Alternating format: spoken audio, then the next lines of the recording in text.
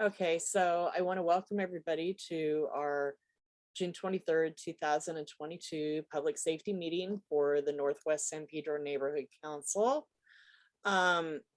Basically, a summary of what the Neighborhood Council Public Safety Committee does is it's safety as far as traffic safety, stop signs, public safety regarding the safety of the people that live in the neighborhood as far as crime, homelessness, general safety, like with problems with food vendors, etc. So we cover a lot of basis of stuff.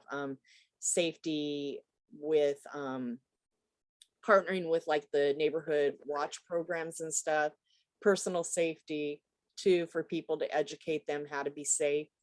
So anyway, so my name is Melanie and I am the public safety chair. John Barbera is on our public safety committee, as well as Vic Christensen is sitting in tonight. And then Kelly Miller is Kelly coming, John? Kelly's Kelly's in attendees. Oh, she And is. got to switch her over. And also Officer Ike's in. Okay, so we'll move him over too. Promote to panelists.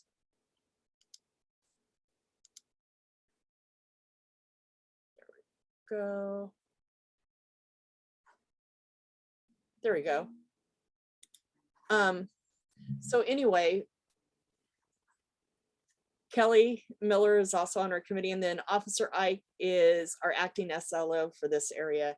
Officer Ike is the public, is the neighborhood prosecutor coming? Or do you know? He said he was. Okay. So hopefully he'll be on soon. Okay. So we'll start with public comment. So anybody that has public comment, and Nicole, this would be the time that you did your 2-minute presentation. So let's see here. Let's go over. Let her talk. Lori? Lori? You need to give Nicole speaking ability. I will. Lori's got her hand up and I called on her. Oh, okay. There you Hello? go. Thank you. I was waiting to be unmuted. Yeah. Okay, start my 2 minutes. So I already did share this with Melanie, and this will probably come up with your item number 3, but I just wanted to mention regarding the woman that's been experiencing homelessness around the Target area. I read the posts on the Neighborhood Watch Facebook page. I sent all the pictures and all the notations in there to my contacts at Harbor Interfaith. They reacted immediately and sent a team of 2 people. It took a while for them to find her. That's one of the problems when you put an outreach team out there. They're not always exactly where you say they're going to be, but they did connect with her. She is in the system. They have worked with her in the past. And basically the update on her is her personal documentation was stolen. So Harbor Interfaith is working on getting her new documentation, such as birth certificate and other documents that are needed to be able to get her into some type of shelter and or housing. So they're working on that. She does want to get off the streets. She's definitely expressed an interest on that. I also talked with them about hoping to get her stuff into the navigation center. The team explained to her she had too much. She needed to pare down. So she understood that. They did talk to her about not walking around without pants on. So they're addressing it with their outreach team. They have case management, and they're going to keep me updated on what's going on there. I'm trying to think if there was anything else. So it just goes to show that LA Hop, the teams, go out there. When I was able to follow with the initial request that somebody put in with actual pictures of the situation, it was a lot easier for them to know exactly where to go to, and they recognized the picture of her as somebody that they already had been working with. So that's helpful. I do suggest if somebody gets pictures, that's great. Be careful when dealing with the public. If you're going to take pictures of somebody, I suggest you not get near them, not physically confront them. You don't know what the situation is. You can always ask them if they need water or something like that. But you can always ask them too if they're being helped by somebody, a service provider. But I don't really recommend, I don't myself either, go up to somebody and confront them. So I know it's a concern in the neighborhood. I just wanted you guys to know that we did get a team out there, and I told them I would report back after this meeting to whatever I heard. So that is it. Thank you so much. Nicole? Hello, everyone. Can you hear me? Yeah. Wonderful. Hi, it's nice to be here.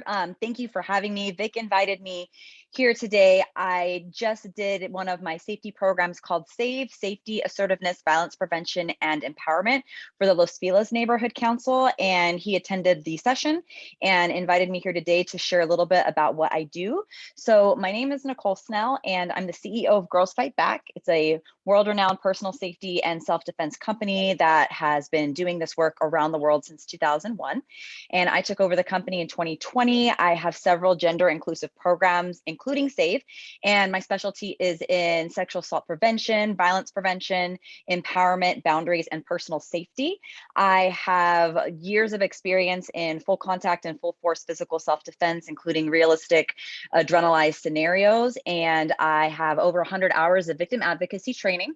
I have presented over 360 presentations around the world, including for the US military, corporations, colleges, high schools, government agencies, nonprofits, retreats, private groups, you name it. And I'm very passionate about giving people simple and practical techniques that they can use to feel safe as they go about their daily lives, with work, with family, with friends, in interpersonal situations, and also dealing with strangers. And I believe that we all have the right to walk through the world feeling safe and confident. And my programs are designed to be empowering and to offer people skills that are applicable in many different contexts and addresses ways in which they can feel more confident living their life without restrictions. Okay. That's awesome, Nicole. We will get back to you on this. We have to present it. I know you've dealt with Los Feliz, right? Los Feliz Yes. before. And so this has to go through a whole process of committee approving it and then going on to the board to approve it. And then because it requires a contract for you to do it, it has to go to contracts people at Empower LA and all of that before anything could happen. Yes, ma'am. I'm familiar with the process. I have an agent that actually handles that process Right. on my behalf. Right. So I'm here to answer any questions if you have them, and it would be an honor to work with you all. And I understand that there's a process involved. Yep. Okay, we've got the information from Vic, and so we'll get back to you on it. Okay, thank you very much. Alrighty, thank you. And thank you, Nicole, for coming on very short notice. Our meetings just happened to be very soon after your presentation, so I'm glad you were able to make it. Yeah, no problem. Thank you for inviting me, and I hope we all have the chance to work together. Thank you. So, hope so too. Thanks. Okay, so the next thing is the neighborhood prosecutor.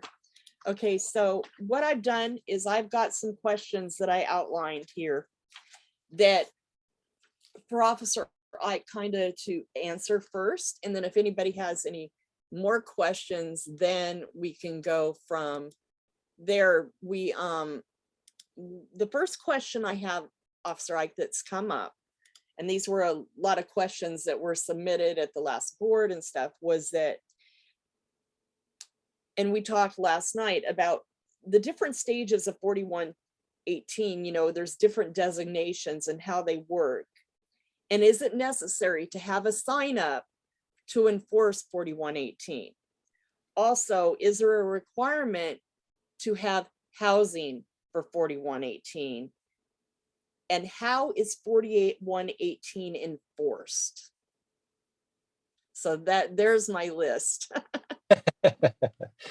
I'm gonna as far as the housing one, I know that there was some things in the courts that because we got sued Mhm. And part of that, part of those requirements was that the city had to be able to provide a place for people to stay. And as far as I'm aware, that has been met, and that is why 4118 was reinstated. They changed obviously some of the sections a little bit due to some changes, but originally we had 4118 taken away due to that lawsuit and stuff. So because of that, the city has done what it needed to do to provide the shelters and give people the option to go in if they want. That's why they were able to put 4118 back out there. Before all this stuff was going on, we pretty much had 4 sections. I believe it was 4118 A through D.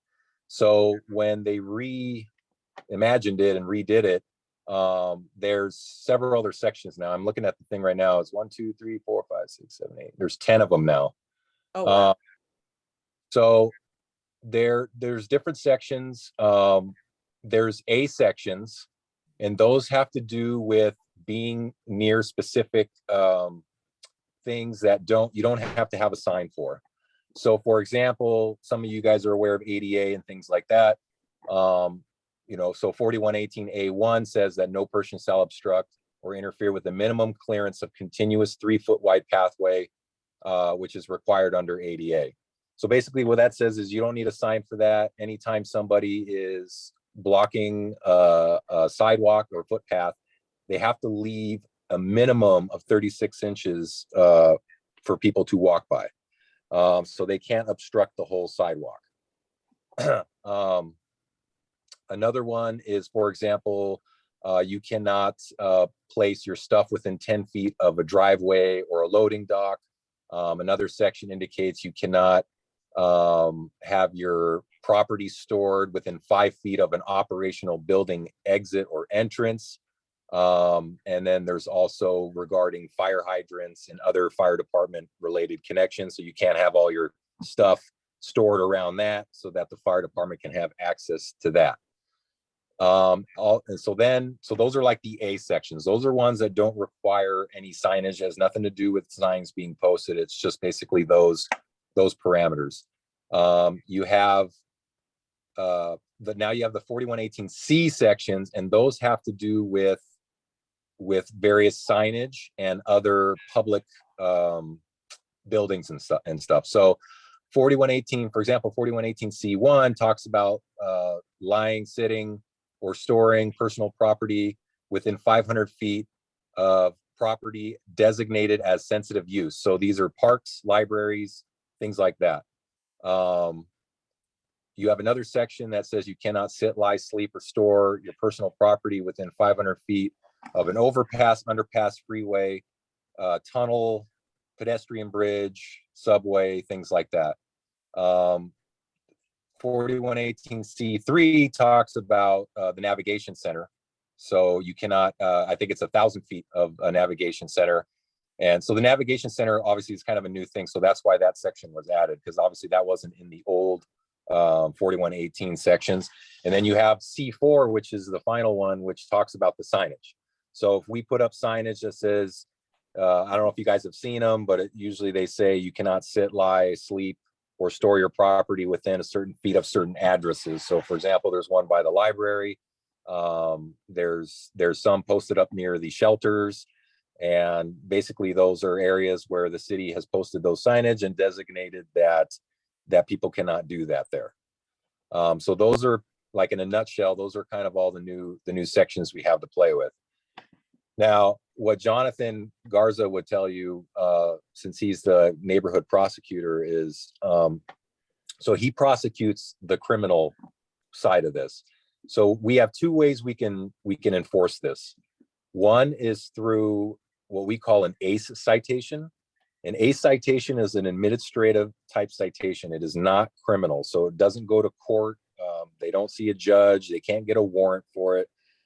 It's strictly an administrative thing. And the issue with the ACE citation is that they do impose fines with those citations, but it's not like an enforceable thing where they can make people pay. Usually the way they get the money for stuff like that is if like through taxes, or they'll find a way to garnish wages through some other means. And that's how they kind of approach those A citations. The other way we do it is what we call an RFC. It's that one is basically an arrest. But instead of bringing them in and booking them and doing all that stuff, we basically give them a ticket, and it's called a release from custody. So they're placed under arrest technically, but we don't bring them in, we release them at scene. But for that citation, they do have to go to court. And if they don't show up to court, they can potentially have a bench warrant for that particular citation. And the court can impose a penalty for that. Other than fines, they can impose probation. A lot of times, especially before COVID, because COVID kind of changed everything in regards to the homeless sleeping and stuff like that. But so prior to that, we had all these different sections. So that's kind of in a nutshell how it is. Melanie, I don't know if you have any more detailed questions about. Actually, Chris, I can jump in. This is Don. Hi, Jonathan. Hey. Just one question, Jonathan, before you go in for Chris. So if a park doesn't have a sign, you can't enforce it at the park, or is the park waived from that?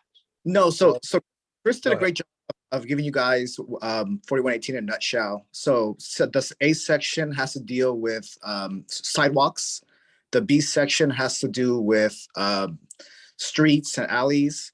And then section C has to do with sensitive sites.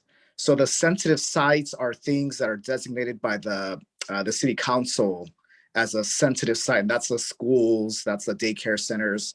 And the only, that's the one that requires the sign. The A section, the B section do not require the signage that I'm sure you guys have seen. So are the parks on the C part of it then, or? Yes. Yes, if they've been designated by the city council as a sensitive site and they've been listed and there's a sign, and then yes, they are a sensitive site. So what happens if they're listed on a city council file, but there's no signs up yet? Then it's not going to be enforceable. There needs to be a sign up. It needs to be put up for 14 days, and it needs to be designated by resolution by the city council as a sensitive site. Okay. But yeah, and then you mentioned the lawsuit, like Chris mentioned, the city was sued. The city's not going to be required to put, I believe it's like $1 billion over the next 4 years into creating more shelters, tiny homes, and creating more beds as part of this lawsuit that the city just signed off of, I believe it was in the last month or so. So the Idaho lawsuit doesn't pertain to this to have any injunction on it to stop it, to require housing. And this is a separate lawsuit. I know this lawsuit is still ongoing. I know the county is still dealing with it. And so, but the city has settled, and the city has part of the settlements they're going to build, I believe, $1 billion worth of shelters and beds for the next. Because I know there was a lawsuit by some judge in Idaho, some ruling. Yeah. That's a ruling from. Yeah, that was a ruling from a few years ago. That's what kind of started the ball rolling with kind of how the city changes their prosecution and storage of these homeless encampment properties, stuff like that. Okay, alrighty. So we'll move on to questions. Lori? Hi, thank you. Thank you, Officer Ike and Jonathan. Those were excellent explanations of this program. There's a lot of misconceptions and misunderstandings on these, so I really appreciate the information. I can tell you I work in homeless services with the South Bay City Council of Government, and the Boise case was a national or federal ruling that says you cannot arrest somebody unless you've offered them some type of shelter. Currently, right now, the service providers have a priority on any area designated as 4118. So I meet with weekly with all of the service planning area 8 care coordinators, and they're doing everything they can. Once that sign goes up extra efforts are made to help those people get housed. But I right now, you probably know there's a shortage of housing. The Bridge Home is under quarantine and can't in San Pedro. So they can't intake. Hopefully that's going to be lifted in a few days. So I guess the question I have, and nowhere is it say that the housing or the shelter that's offered to somebody should be within a reasonable distance of where they are, because that person might be camped out somewhere. It's 4118. You need to offer them some kind of shelter, but they have a job locally or they go to school locally. So if you say, well, there's nothing available locally, so we're sending you to Antelope Valley or we're sending you to downtown LA, that isn't even really a reasonable solution. And nowhere can I find where anybody's designated that you should offer some type of shelter or housing within a certain distance of where you find them. I'm just wondering if you have any information or thoughts on that. I don't have any information about that. I know that I've been to a few encampment takedowns, and when before the Department of Sanitation shows up, LASA will show up and they will actually offer services as well as a bed or a shelter to many of these individuals.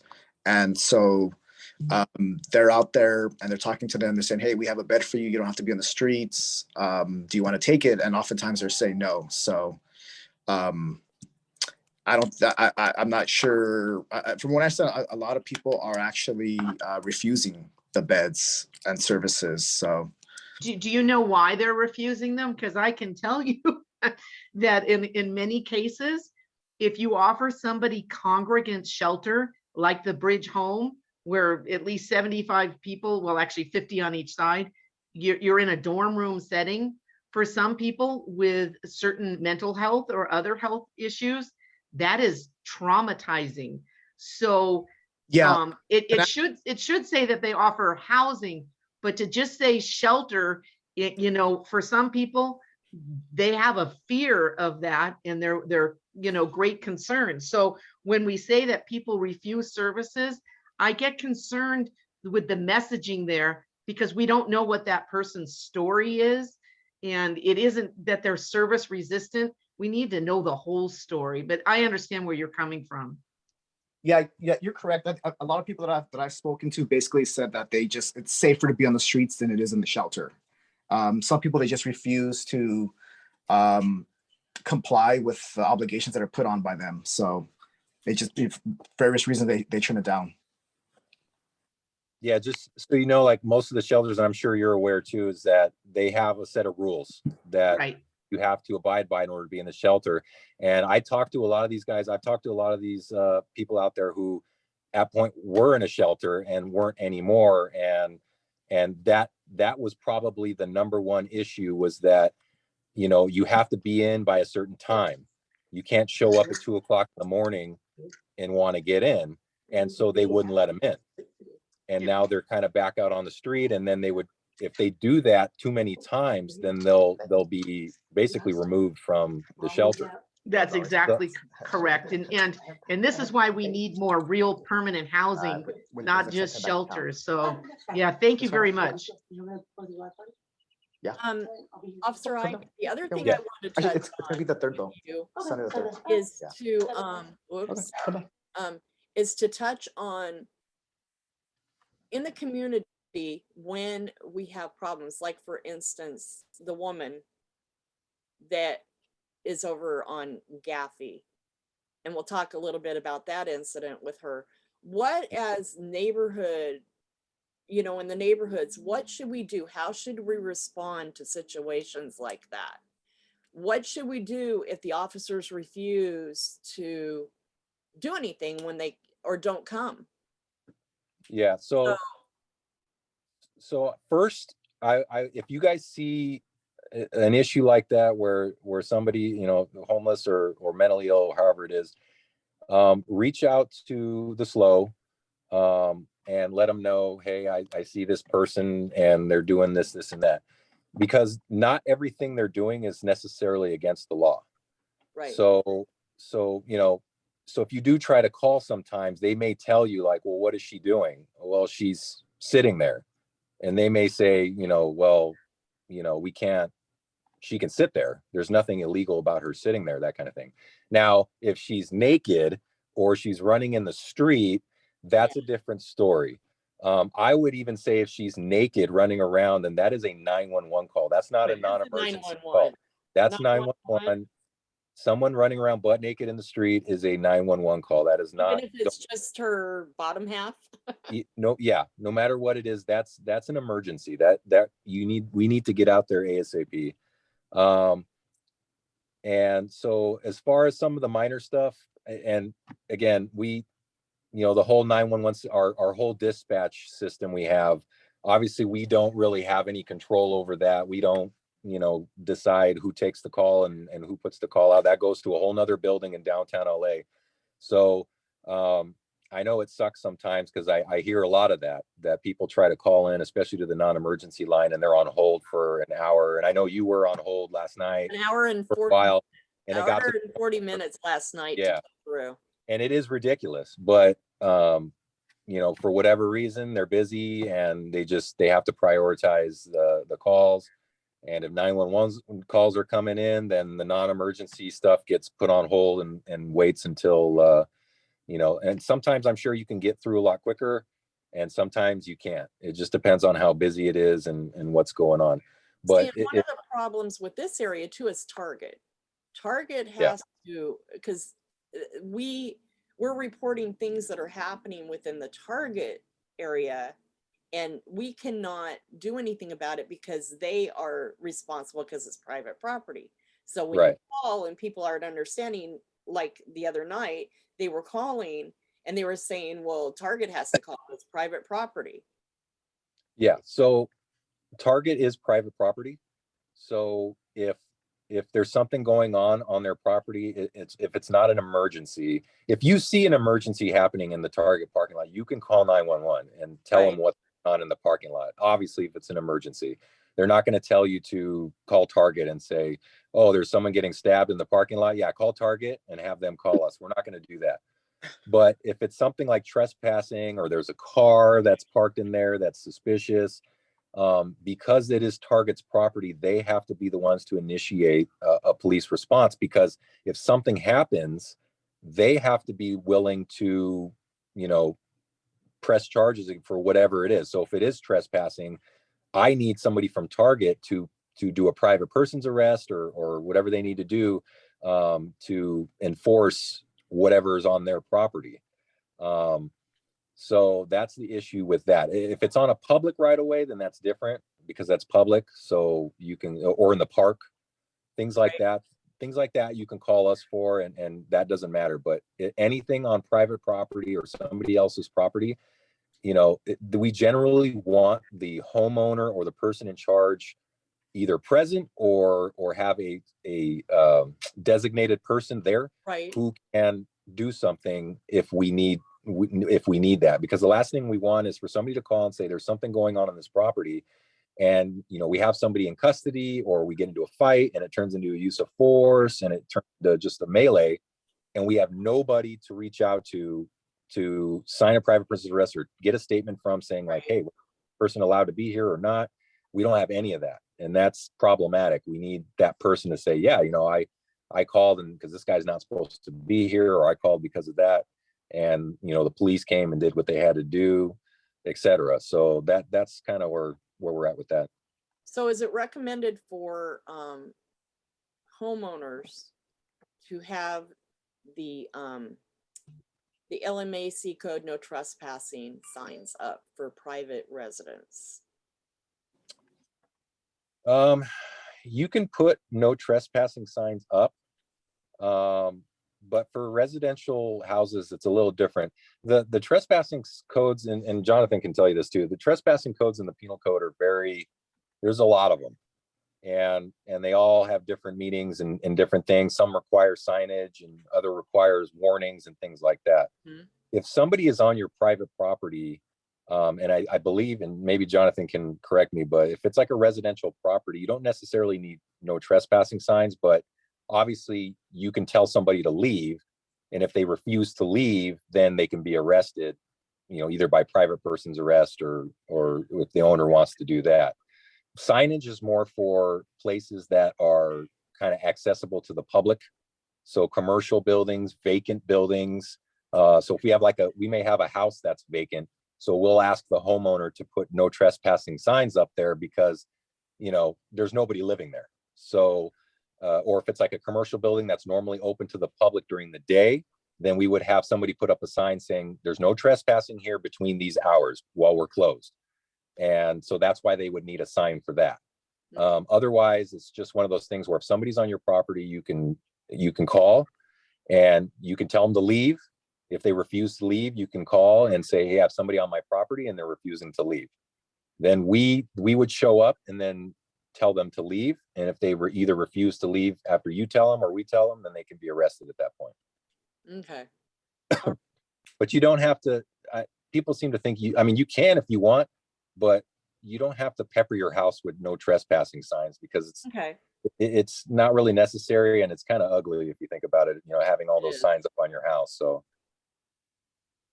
Because a couple of people, including myself, have been told recently by officers coming out that we have to have them. I got told this when I was in Lake Tahoe that because I didn't have them on my house, that her being in my yard, there was no agent appointed. Yeah, so there are cases where like there's an LAMC section for trespassing that requires signage. That one is like more for, like I said, commercial buildings and things like that, where basically the owner of the property would sign this trespass form. Right. And they would say, I authorize LAPD, even without my presence there, to arrest anybody on the property who's there, either who's there because nobody's supposed to be there or who's there. Basically, what they cited to me. Yeah. So, but if you're home or if your neighbor's home and they see somebody on your property and they're not supposed to be there, that's a call into us. Because unless you know that person and they're supposed to be there, you can by all means call us because,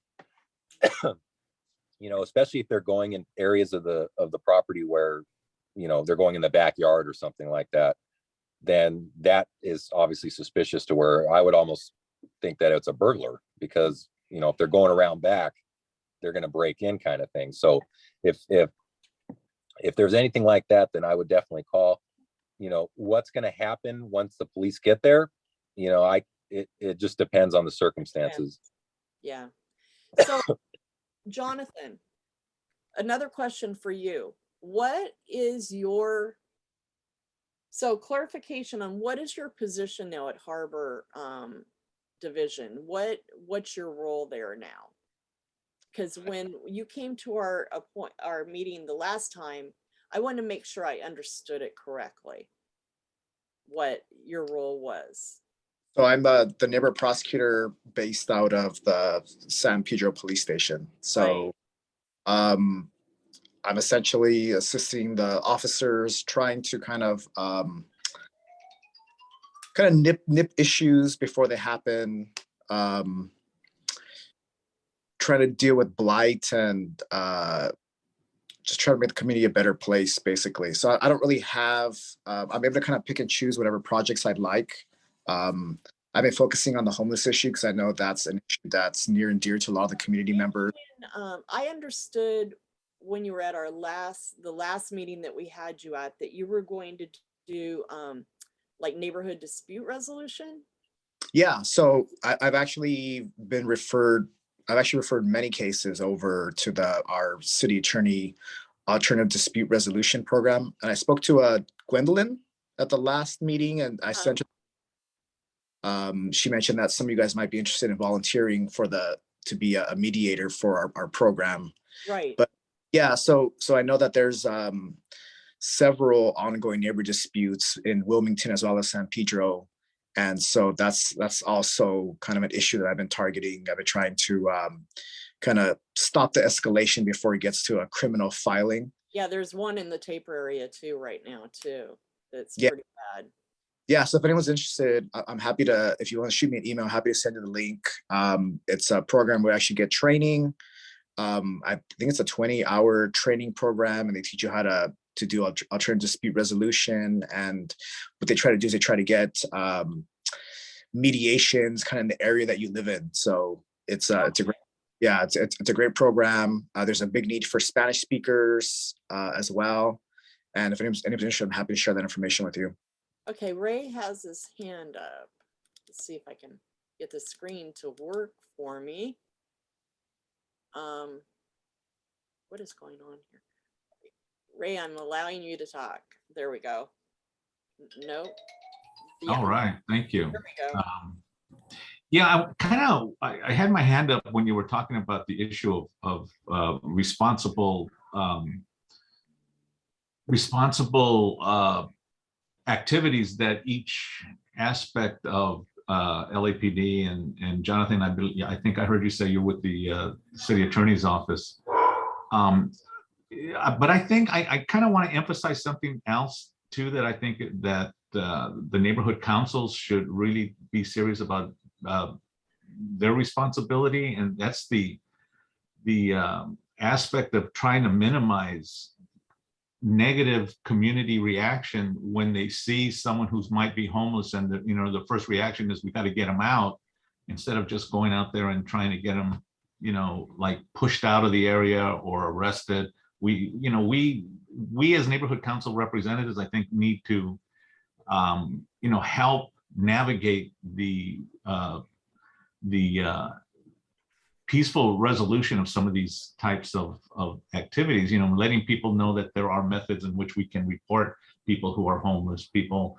I'm glad Officer Ike, identified, what is something that we can call 911 on, or maybe just a simple call to LAPD to address something. So I think, working in partnership, neighborhood councils, neighborhood prosecutors, LAPD, and so on. I think there's a real value in working on it, on issues such as this and others, in partnership. And I just kind of wanted to raise that as a real important aspect of our responsibility as a neighborhood council. Yeah, and I think you're correct, Ray. So I've been a prosecutor in the city attorney's office 14 years now, and I can tell you that when I was a baby city attorney, homelessness was basically, if you refuse to leave, you were arrested, you were put in jail, and these people were often spent, significant time in jail. However, last few years, I noticed that there's been a shift to a more active role where now people are going out there, they're trying to offer them services, trying to get them a bed.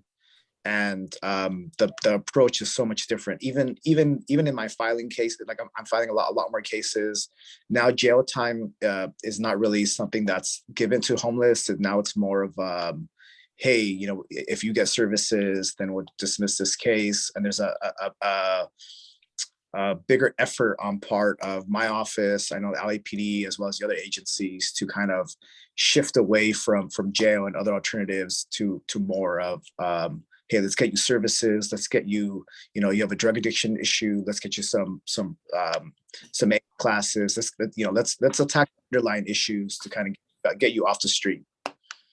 Right, and thank you so much for making these distinctions. But just to your other point, I'm glad you mentioned the city attorney's dispute resolution program, because the city attorney's dispute resolution program is partially funded by the County of Los Angeles. And before I retired, that was my program. I worked very hand in hand with your dispute resolution people who are on your side there, Chaffin and Cheryl Fox, and I believe Miss Greenberg, I think she's the new one in charge. So yeah, you got some really great people there. It's a great program. Your neighborhood justice program, which is your form of restorative justice, is really important. I think it's a great service. We should be using more and more of that to resolve a lot of our community disputes. Happening in my office, like I said, there's been a major shift in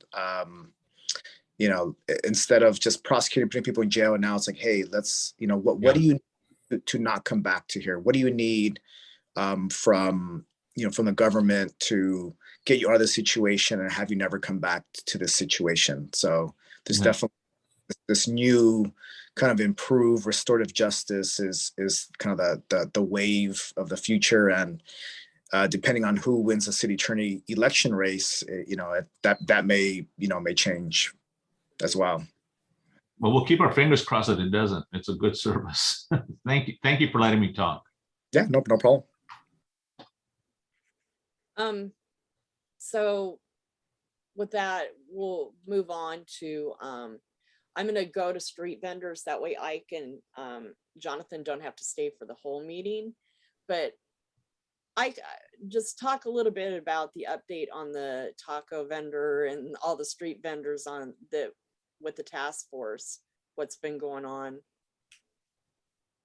Yeah, so I went to we had an operation, I think this is probably like a few weeks ago now. But essentially what we do is we coordinate with the county health department and to do these operations where they'll go and enforce the health permit part of the vending. So basically, anytime anybody wants to sell food, vend, anything like that, they need a permit from the city to vend, and they need a health department permit to sell food. So essentially what this operation is we aren't really involved per se. We are more there for security purposes for the health workers. Because if you can imagine, when these guys show up to some of these, vending locations, basically what they do is they remove the food. Any food item gets removed. And sometimes, obviously, that's going to upset people. And if we're not there to kind of stand by with them, then it could potentially get violent. So our role in those operations is strictly to back up the health department workers so that they don't get assaulted or anything like that happens. Basically what we do with them is we go to various vending locations where we've gotten complaints, and we let the LA County Health Department workers do their thing. I know they do some paperwork with the vendor. They issue them some receipts and stuff for what they did, and they basically remove the food. They take all the food and they toss it. So, and I know we did one a few weeks ago, and my understanding from Melanie and some other folks is that these places kind of pop back up pretty quick after. So we try to do these operations as much as we can. But again, we coordinate with the county health, so we're kind of on their schedule. My goal is to try to work with them more as far as doing them more often, or trying to do it a few days in a row so that it's kind of more impactful. Because if you do it once and then they don't see you again for a long time, then they're just going to start setting back up and doing the same thing all over again. So that's something that we brought up to work with the county about, as far as the health department is concerned, as far as doing those kind of operations. We do have another one coming up. Is it tomorrow? No. I usually don't put the dates out on that because it's kind of a surprise thing. Oh, okay. But it is coming up soon.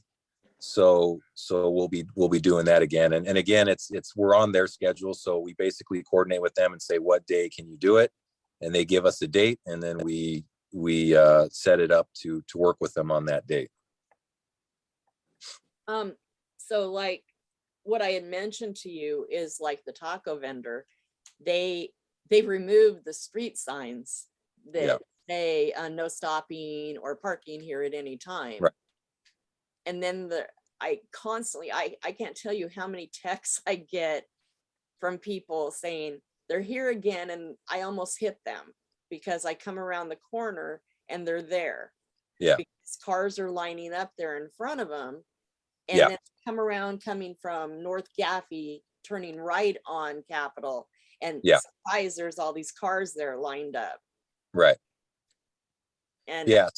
So something like that, I can work either with you or whoever wants to kind of coordinate with me.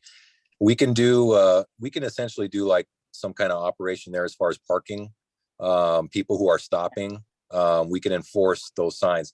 I do have a request into Department of Transportation to put the sign back up.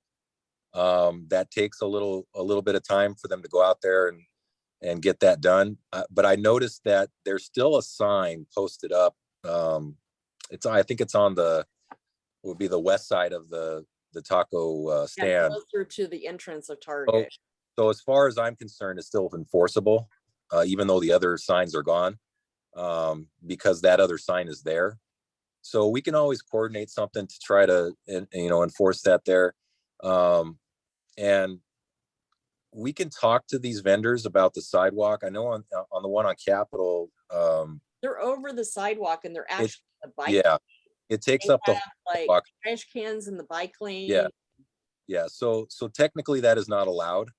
But the issue comes to enforcement.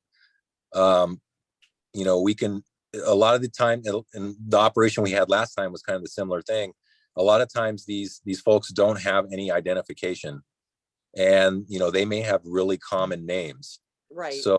So it makes citations difficult because you're citing, you can't cite somebody and you can't figure out who they are.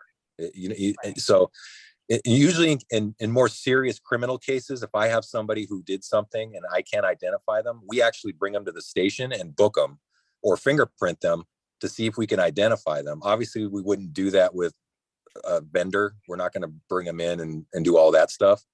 So, and Jonathan can kind of tell you this too, when we give somebody a citation for an RFC, which is a criminal citation for, maybe a municipal code section, I have to be able to verify who they are. We have to be able to verify their identity so that if, they don't show up to court or they don't do this and that, we're able to identify them and follow through with that. So the question I have is, and maybe this is kind of out there, but what would happen? See, and my whole thought process is I'm not necessarily against them making a living. Everybody has to make a living. And I've heard their taco stuff is really good, but their location that they're at is just totally unsafe where they're at. It's a very unsafe location that they've chosen. And everybody will agree with me on that. Yeah. Why can't we suggest that they move back over in front of DMV where they were before, which is a much safer location for them, where people can easily pull into DMV when it's closed and because they're there at night and get what they need, from them. And that way, rather than causing a traffic safety issue on Capitol on that corner, it's one of the most dangerous corners in this whole area. Yeah, I can certainly go talk to them, especially with the signage issue and the fact that there is no parking there. Because basically, if people start getting tickets for parking there, it's going to be on them because that's where they put their stand at. So I can always go out there and try to talk to the vendor there and see if I can get them to move to and kind of a safe place, a place that's safer for them. Now, I don't know. I mean, I don't know if this particular vendor was somewhere else before They or were in front of DMV. Okay, so in front of DMV, and I don't know what happened there. Yeah, I don't know either. Sometimes, if I've talked to some of these vendors before, and not just there, but all over. Some of them moved to various other locations. Sometimes it's because something happened. Maybe there was a crime that was committed against them, or people were complaining about parking, or people were complaining about something else, and so they'll move just to try to, get around all those complaints. Or something. Are those signs there on Gaffey on that area too, maybe? I don't believe it's no stopping anytime. I believe the only signs on Gaffey either are time limits or no oversized vehicle parking. Okay, so that would be a safer place then. Yeah, Yeah, it could be. But again, I'd have to talk to them to see their reasoning for why they're there in the first place and not somewhere else. And if they would even, if they would consider possibly shifting down. If they were in front of the DMV, it's possible that the DMV or the state, CHP or somebody talked to them and told them that they can be there or something. I don't know. I'm not exactly sure. Yeah. So that's something I would have to talk to them about and find out what's going on. But I can definitely bring it up to them as far as where they're at and why it's an issue, because people are going to start getting tickets and they're not going to be happy about it. So hopefully with that, it's just a matter of getting the time to go there and Right. and sit down with them and try to talk to them about what's going on. So, but I can definitely calendar that in sometime, and I'll hit them up. They're there every day from 4 o'clock Yeah. until late in the evening, except Yeah. for And Mondays. I've been meaning to go by there anyway because we need to address the blockage of the sidewalk.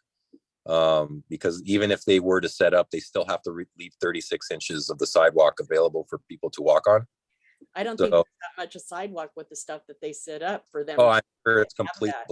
Yeah, I'm sure you guys have seen more people there than me where, maybe people are standing in the street while they're waiting for their food because there's just not enough space on the sidewalk. So that's something that I'll have to address with them. But again, giving them a ticket, that's going to be an issue because of the identification reasons and that they don't have any identification to even enforce that kind of stuff. So in something like that, we try to work more with them to try to, like you said, maybe, or even try to find another spot for them and say, hey, I looked around and there's a spot over here.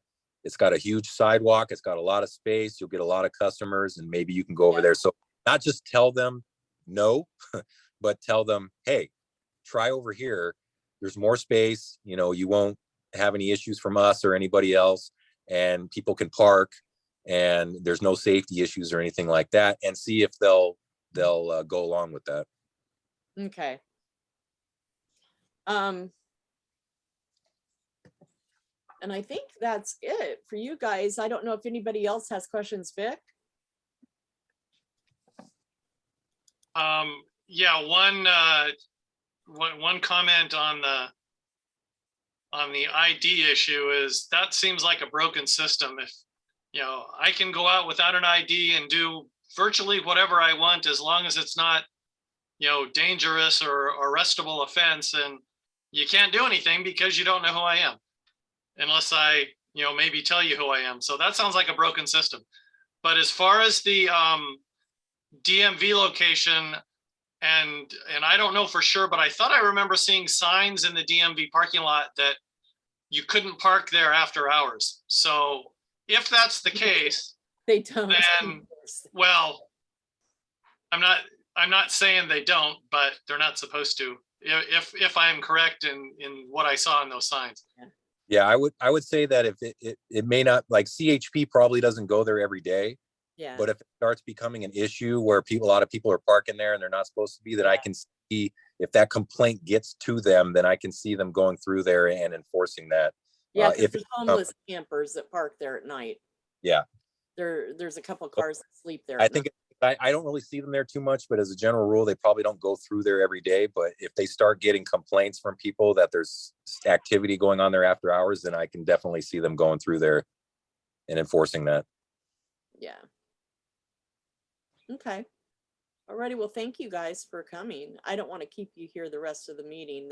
Although no. there's not that much to go over other than we're planning a virtual town hall for Rec and Parks, just to discuss things that I've discussed with you before, Ike, about the bathroom locks and maintenance of parks and why they aren't keeping them clean now that they've got a big bonus for money for the parks. And we're going to do a virtual town hall basically to cover the parks in the area and maintenance and stuff and the fires and all of that. So if there's any ongoing issues, you guys can always reach out to me. I'll give you guys my email if you want to jot it down. It's my serial number, which is 38627 @lapd.online.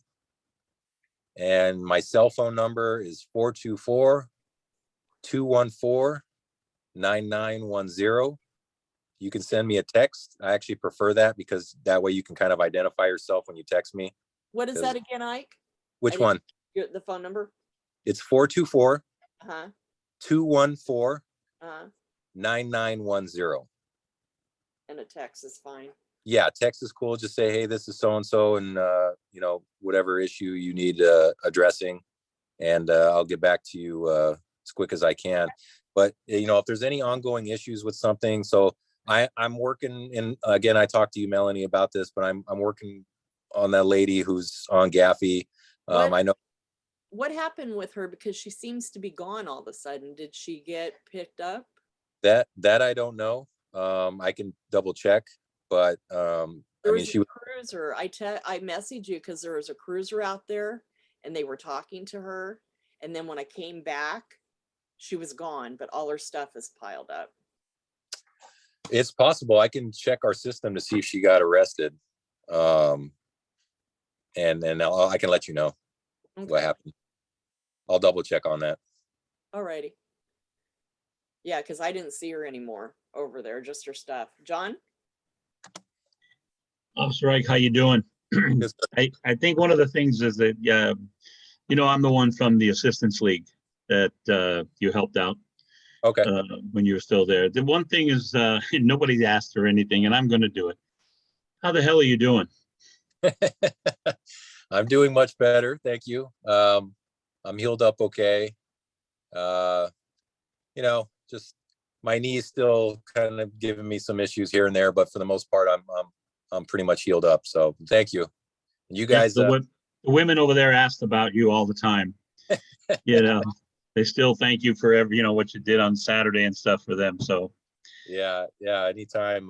Yeah, I appreciate you guys. You know, you guys have been great as far as support and stuff. I know when we were off, I saw all the Facebook messages and stuff like that, and just the amount of support you guys gave was pretty awesome. And that's honestly, that's what motivates a lot of us to, you know, get back and heal up and get back to work, because you know there's a lot of stuff to do. So I appreciate everybody. Is everybody back now?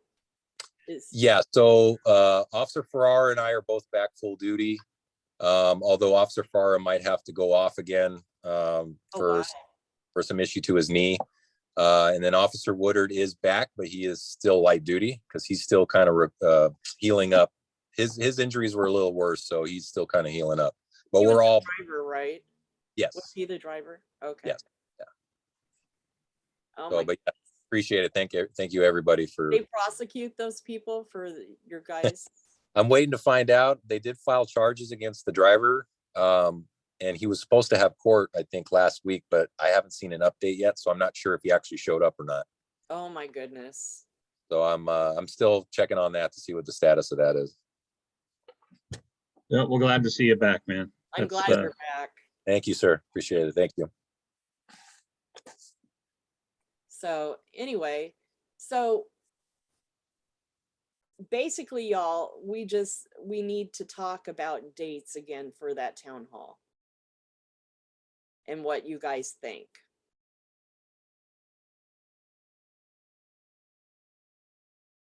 So, John? Well, are we going to do it like we did last time? We're going to do a virtual one. Yeah, just like we did the Point Furman thing.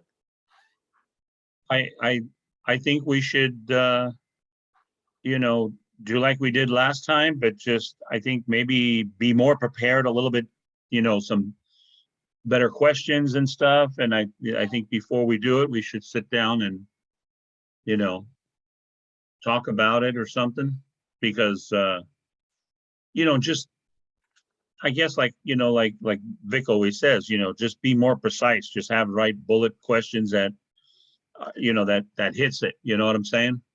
So date wise, I'm trying to look at the dates.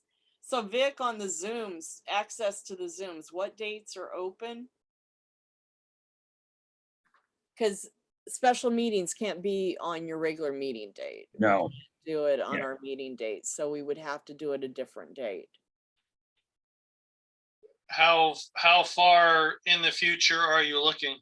I'm thinking August.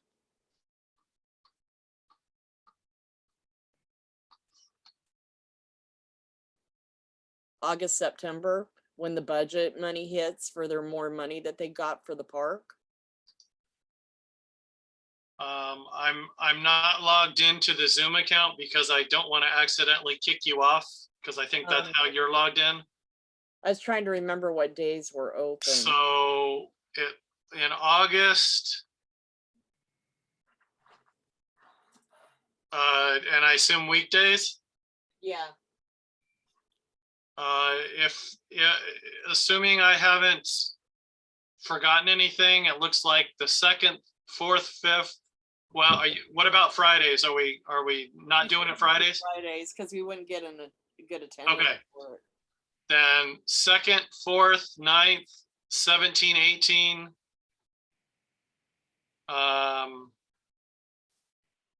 Okay, from August, I mean, there's a bunch of different dates. yeah, but from August 13, which is a Saturday, all the way through probably August 23rd or 4th, I can't do anything. Okay. That's Oh, when okay. we're putting flooring and carpeting in at the Assistance League. And they're gonna shut down, you know, the gift shop and stuff. So I'm gonna have to Okay. be on call or be there Okay. for, And What then about? assuming no, no that's meeting leaving dates, office. assuming no meeting dates change, if any committees change or something like that, then the 2nd, 4th, 5th, and 9th. I want to go deeper though. That's too soon to be prepared, really. you want to do like sometime in the middle of September or towards the end of September? So middle of September would be, what would the days be in September? 13th, 15th. If we're not worried about overlapping with any of the other San Pedro board meetings, then also the 19th, 21st, 29th. Why don't we say the 19th? That works. We'll Okay, put that's a that- Monday. Yeah, 19th, 19th, town hall. That is when Coastal San Pedro's board meets. I don't know if you wanna, if that matters, but assuming they haven't changed their meeting date anyway. I don't know that it matters because we're just gonna cover Northwest Parks basically. Okay. I mean, some people go to that, so that's why I put it on my calendar so we'd know. But that's fine. Yeah, the 19th will work because the 26th will be the Youth and Outreach, 27th is issue, and then 29th would be public safety. So, Yeah. No, 22nd is public safety. or 22nd, I'm sorry, because yeah, the 1st is on a Thursday. Yeah, you're right. Yeah. So that's when the 4 weeks are. But for Youth and Outreach and Issues Committee, that would be on the 26th and 27th. So 19 will work. Is there any sustainability or planning and land use? No, I took our regular schedule and stuck it on my calendar so we could work out things exactly for that reason. All the other committees in Northwest meet on other days. Yeah. Okay, so the So- 19th that gives us 3 months. Yeah. It gives us 3 months to plan and go over. Yeah. So that's good. Update on Harbor Highlands Park. It looks like the locks got fixed because the door's not sitting bent when it closes now. It looks like it's fixed. Because when we went walking the other night, before we left on vacation, it looked like it was closed up and dark in there. So cross our fingers that they fixed it now. Okay. Other than that, discuss future items. Any ideas of anything that anybody wants to have as future agenda items? Do we want to have an official agenda item for Nicole's possible presentation? Well, yeah, when we need to discuss that at the next meeting, I'll put it on the agenda. Okay, Vic, was that the one at $2,000? yes, $2,000 for it, yeah. I know. We can discuss it and see if it's something we want to put forward and see, because my biggest concern is the money, but we'll discuss that the next meeting. I mean, we have to start the process somewhere to get it to the board, so. And it's going to be a long process because we can't sign contracts. We would have to send it to the contract person and him vet it Right, and come back to us. And so it's going to have to be done way ahead of time Yeah. of when we would want to do it, because they're slow with getting the contracts done, unfortunately. But I'll put it for our next meeting because we don't even have our new money yet. We're still Right. on our old budget on the portal, so. I mean, is it something that we would benefit from it? yes, We would, I mean, it's about I think- personal safety and personal, just techniques for personal safety around you, as well as integrity, safety and all of that. Okay. Let me see if I can find the paper for it. Just a sec. yeah, one thing she talked about on the Los Feliz event was, if somebody, you're out walking on this, walking on the sidewalk or something, and somebody Okay. comes up to you and what it's looks called. and maybe tries to attack you or looks like they might, to ways to be aware of the surroundings, stuff like that. Okay.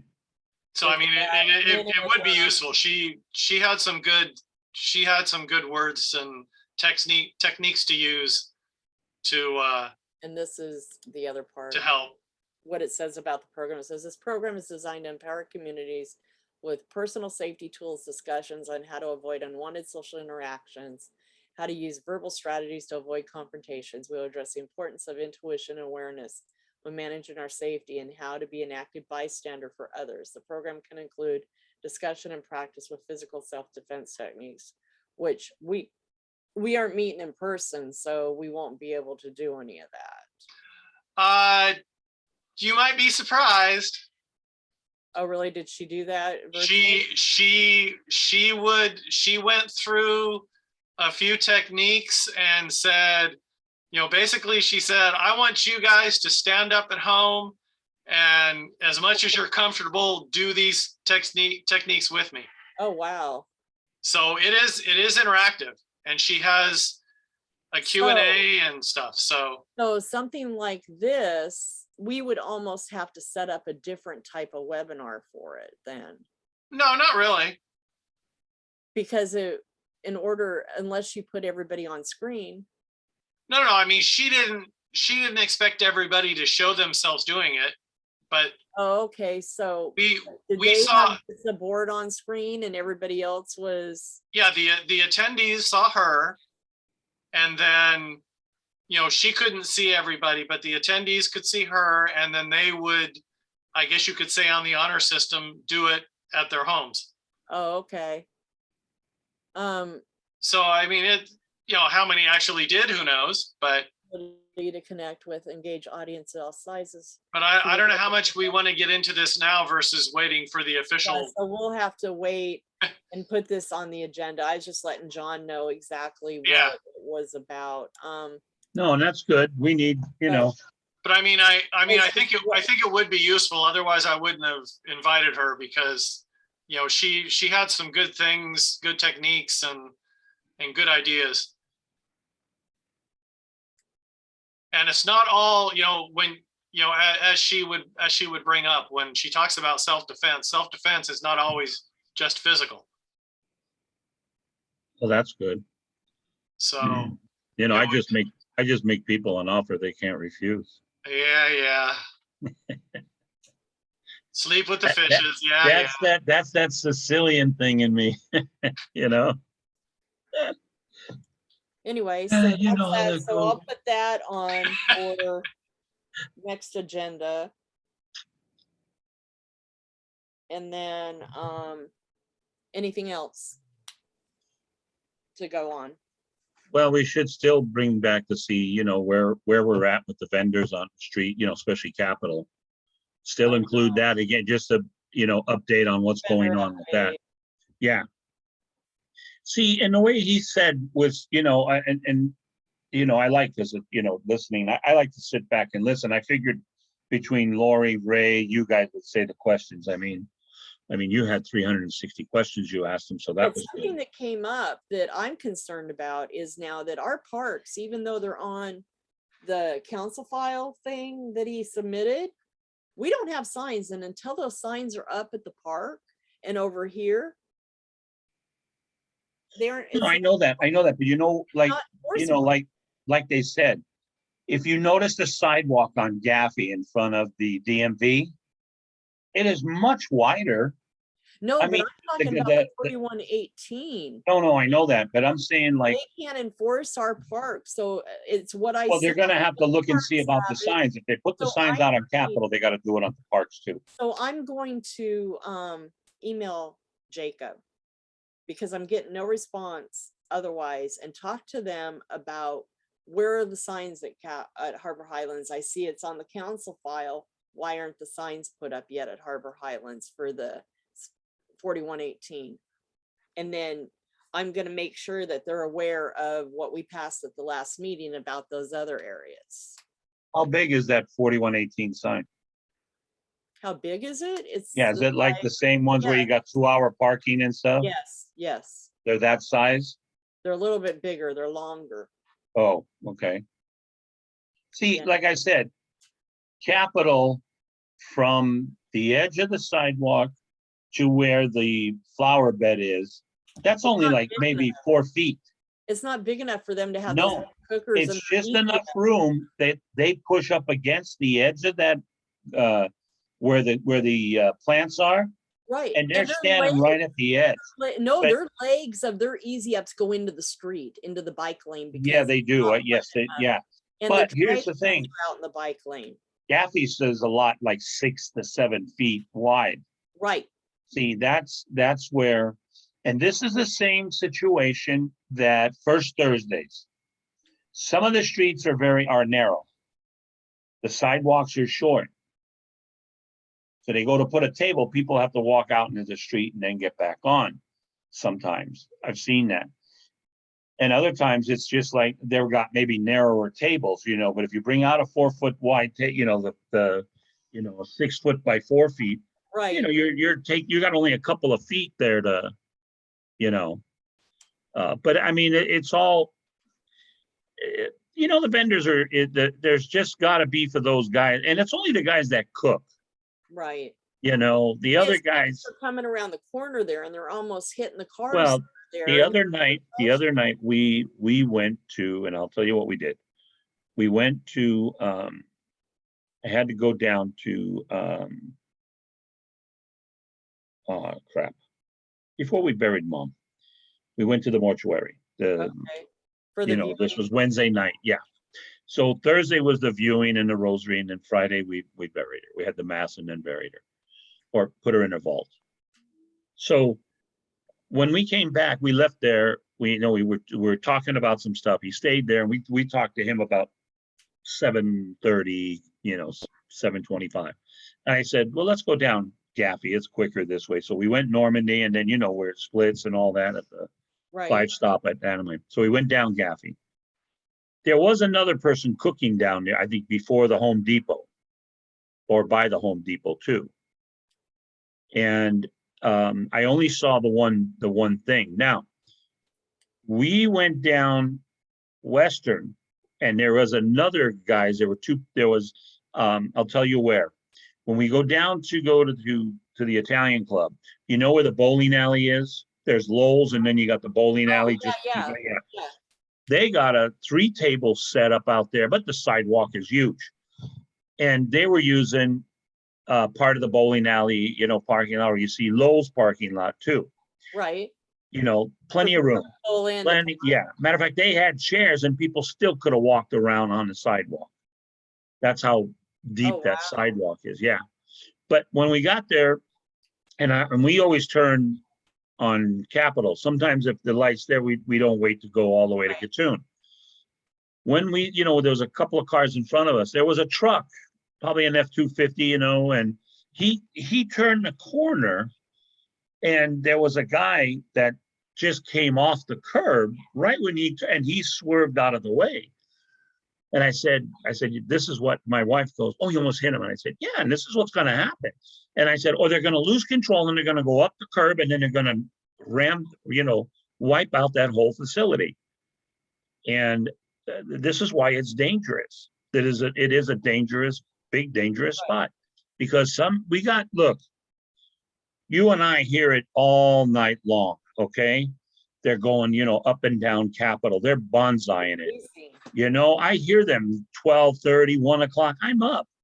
And they're, and they're going, what's it take for these guys to come around? They're going to lose it. And because they're going to see somebody off the curb, they're going to whack them. They're going to whack them, or they're going to take out the whole food stand, and that's the bad thing about that. So yeah, my wife and I, you can tell it, we saw it that night with that truck.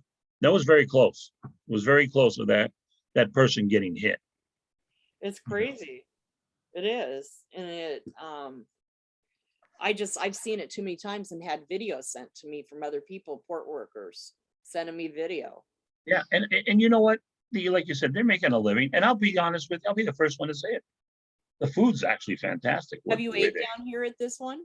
No, I've had something. I picked up something from the one down by, they all probably cooked about the same, but I picked up some stuff from the one at Lowe's, some barbecue and stuff they make. It's some asada. It's good. If it's true or not, but maybe it is that they're like the fruit vendors where they are set up with all the stuff and they're all the same. They're like some company that provides. Could be. It could be, because I had their carne asada with the stuff, and oh my God, it melted in your mouth. Another taco place at Home Depot too. Yeah. You're on Westmont. Is there, Vic? Has there been another taco place in front of? I thought there was another one there, or was these guys the ones that were down there? Or were they there before? I haven't seen another one, but I don't typically look down by Home Depot, so Because I don't know. the Home Depot one I thought disappeared and it ended up in front of DMV. And then they were there in front of DMV and it seemed fine there, but then all of a sudden now they're on Capitol, which is an unsafe place for them to be at that. And I'm wondering if somebody moved them or told them, hey, DMV said you can't be here. I'm going to call, Look, you all know about the guy that was cussing out the tamale guy. And I mean, Juan's tamales, I mean, I love them. I mean, have you ever had them, Kelly? Oh, I've never had them. They're good. I've never had them. Has he ever even come over in this area? Well, no, the guy that's usually the tamale guy that's at the 7-Eleven and he goes around the street, that's his cousin. We get them around here every once in a while and they're really good. They are good. They're one of the best. And he does have the same guy. He'll come up the street there and try them, but I haven't been able to locate them ever. Yeah. And I wasn't standing in that line that day out there for. Yeah. Same thing. You know who I haven't seen in a long, long time? The one that used to do the corn, barbecue the corn. Yeah. No, I never. Yeah, they used to come down our street once in a while, every once in a while. Really, on Gatun? Yeah. Yeah, they'd be selling the corn. I mean, that was really good the way they do it, barbecuing it and stuff. But you don't see it anymore. Maybe you have a fruit vendor right there on Myler now. Yeah, I think that was the same guy that was on Amelia. Right, but he's at a red zone and people keep pulling up there at that corner. Yeah, that's a bad spot for him to, because everybody's turning that corner. Isn't it that her property too that he's on? I believe, I haven't looked close, but he might be, they might be right on the lady's property there in the corner. Yeah, they should go down a little further, like where the basketball courts are. Yeah. You know, I think he's got a better, but yeah, I'm not sure if that's the same one that was over there on Amelia, right on the corner there. Yeah. I can't stand the ice cream guy at the Korean Bell where I go to have my quiet times, and he parks there and he blocks the whole view, and the truck is loud. And I Oh, go up there to have quiet times and, to journal and stuff. Is And that the when he one with does the it, I big, get so angry. yeah, is that the one that looks like a UPS truck? They're like No, the big, he has Dalmatian puppies on his truck. Oh. no, but I mean, is it the size, it's like a van, a step van? Yeah. Yeah, Yeah, there's not huge. those normal little ones, the little, So yeah, that's like the one that comes down the streets by us, Mel. Well, that everyone- guy down the street by us is loud, the music. Yeah. And then he'll stop for the kids at the park and everything and come running out and all. Yeah. Everybody buys ice cream from him, but I every time he's up there, I have to leave because I can't stand it. He blocks the view and his truck's loud. And I Yeah. go up there for my peace and quiet. Well, I was just happy that the one guy that comes by us, he finally changed the music, because I mean, every time you'd hear him, he's coming down the street, dun, dun, dun, dun, dun, dun, dun, dun, dun, dun, dun, dun, dun, dun, dun. It's like, how much more of this thing you're going to listen to? I'd rather listen to Vic all night. It's weird to be home and hear the kids across the street. They have a summer program across the street, and I can hear all the kids playing, and I'm like, oh my gosh, it's like being at work. Yeah. No, I know now everybody's. Thank God they turned their bells off. I will tell you this, guys. We had a fantastic movie night. That movie It was night we had a little over 200 people show up. That's great. Yeah. We had the truck that was there was good. I mean, nachos were good. They had hot dogs. They had I wish they ice cream would have had cake. another truck to have more of an. Well, she for- tried, but what happened was I know. all of them were booked. That's what she told me. Yeah, she said a lot of the graduations, a lot of them did that. They'll park the truck Graduation out. parties and stuff. Yeah, they had parties and they'll park them outside, and then you go out, get your plate and stuff, and then come in and sit down. But yeah, they were. We're doing No, that that for my we're doing that for my brother-in-law's 60th birthday party. I mean, they're doing that now. That's one of the biggest things to do is just to get a good roach coach to come around and, I mean, that's what we used to call them, is the roach coach. That's But what we used to call them too. yeah, but the food trucks, there's some good ones, like, the black one that's called the Buns. Oh yeah. Fantastic hamburgers, fantastic burger that guy makes. So Willenberg is going to start a catering service, or they do have a catering service. Oh And man. you can call and get like stuff. We had our end of year party there, and they did deli sandwiches. There's a certain kind of chicken sandwich. I've never had it before, and I didn't have it, but everybody was raving over it. But they're going to start driving. So like if you order, they'll bring the food to you, their truck to the school and stuff. Since we're right around the corner from them, we're going to try to set it up for them to come like once a week or something to bring food for us. And so I was really excited about that. Oh, wow. You guys, we're pretty much through the agenda. I'm gonna stop the recording. Yeah. So this ends the public safety meeting for Northwest Neighborhood Council. And the next meeting will be on the 28th of July. Let's see, so where is